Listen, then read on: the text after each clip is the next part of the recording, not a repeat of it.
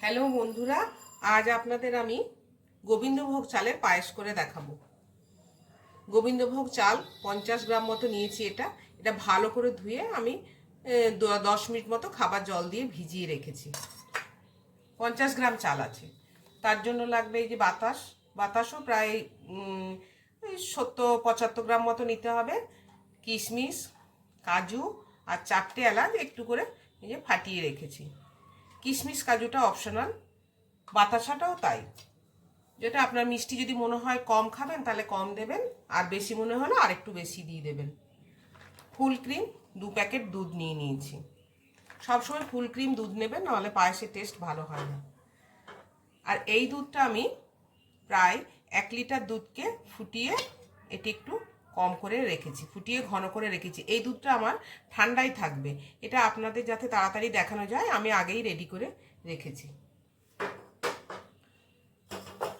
একটা অ্যালুমিনিয়ামের বাটি নিলাম, আপনারা চাইলে ননস্টিকেরও নিতে পারেন। কড়ার মধ্যে বসালেন। দুধটা দেওয়ার আগে বাটিতে আমি একটু অল্প পরিমাণ জল দিয়ে দেব, নাহলে ওই দুধটা আপনার বাটির মধ্যে লেগে যায়। গ্যাসটা জ্বালিয়ে নিলাম। 50 গ্রাম চালে মোটামুটি আপনার 2 লিটার দুধ লাগবে, তাহলে জিনিসটা টেস্ট হয়। অনেকে আবার মিল্ক মেডও দেন, আমি পুরোপুরি দুধ দিয়ে করারই চেষ্টা করি।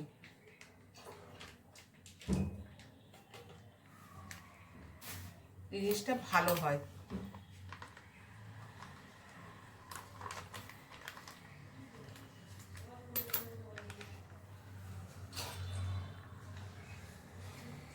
এটা অনেকটা তাড়াতাড়ি, গ্যাসটা এখন বাড়িয়ে দিলাম, খুব তাড়াতাড়ি পায়েসটা তৈরি হয়ে যায়, এমন কিছু সময় লাগে না।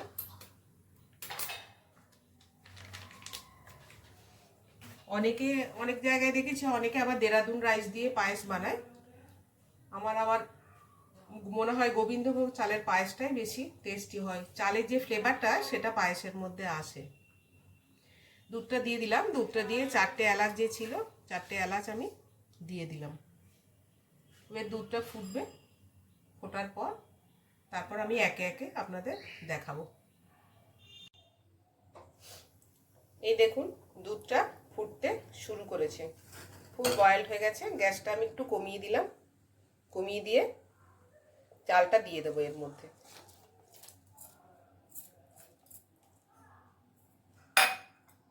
চালটা দিয়ে গ্যাসটা আবার বাড়িয়ে দেব।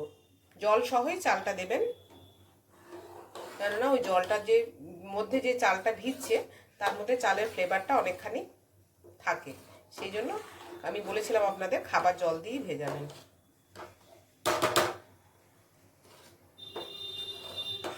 এখন এটা অনবরত নাড়তে হবে।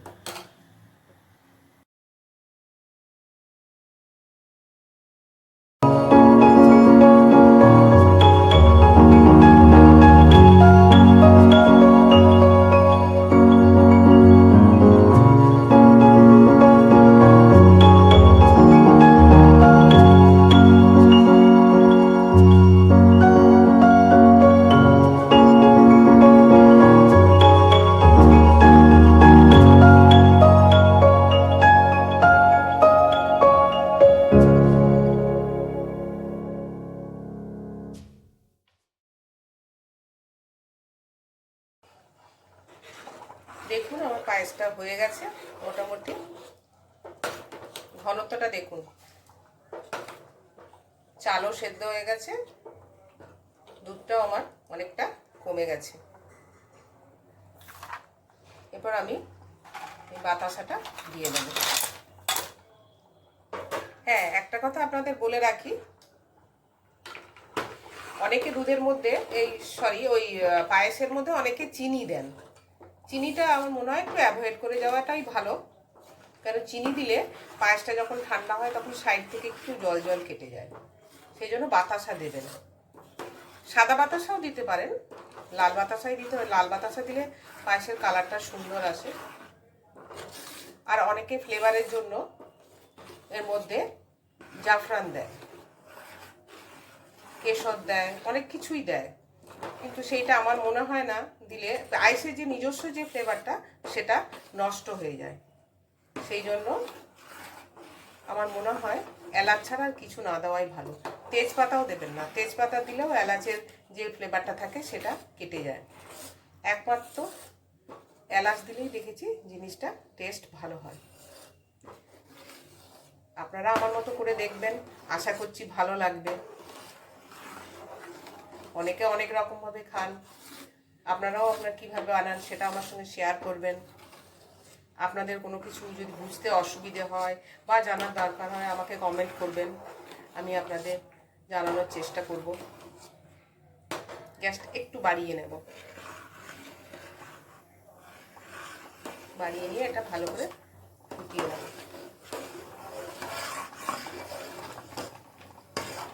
বাতাসাটা পুরো গলে গেছে, আমি গ্যাসটা এরপর অফ করে দেব। আপনাদের আমি বলেছিলাম যে একটা ঠান্ডা দুধ, এই যে ঠান্ডা দুধটা আমি ঘন করে রেখেছিলাম ফুটিয়ে, কেন সেটা লাস্টে আপনাদের বলবো। হ্যাঁ, পায়েসে আরেকটা করে সিক্রেট একটা বলে রাখি, জাস্ট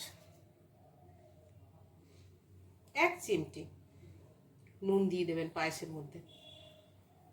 এটা হয়তো অনেকে জানেন না, কারো যদি ভালো না লাগে নাও দিতে পারেন, কিন্তু দিয়ে দেখতে পারেন। পায়েসটা ভালো করে নেড়ে নেবে।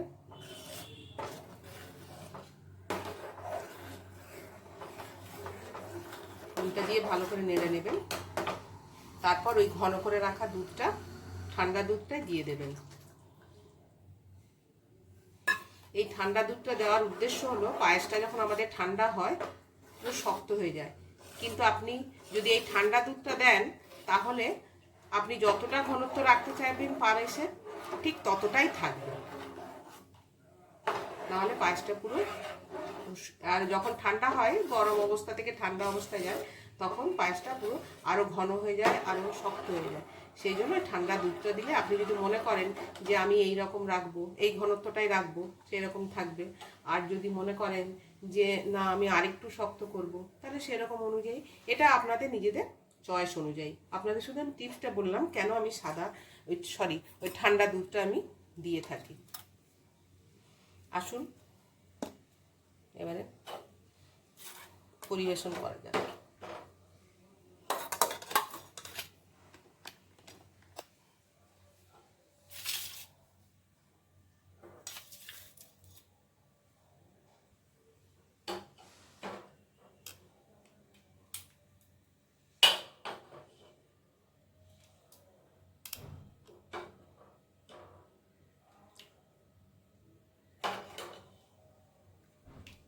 গার্নিশিংয়ের জন্য আপনি চাইলে এর মধ্যে ওপরে কাজু কিশমিশ আরও দিতে পারেন, কোনো অসুবিধে নেই, কিন্তু আমার মনে হয় পায়েসের সঙ্গে যেটা দেওয়া আছে সেটাই বেশি টেস্টি হবে।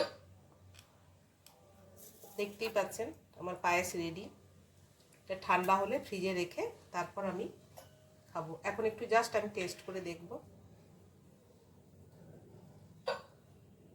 থ্যাংক ইউ, ভালো থাকবেন, সুস্থ থাকবেন এবং আমার রান্না করা খাবার খেয়ে এনজয় করবেন।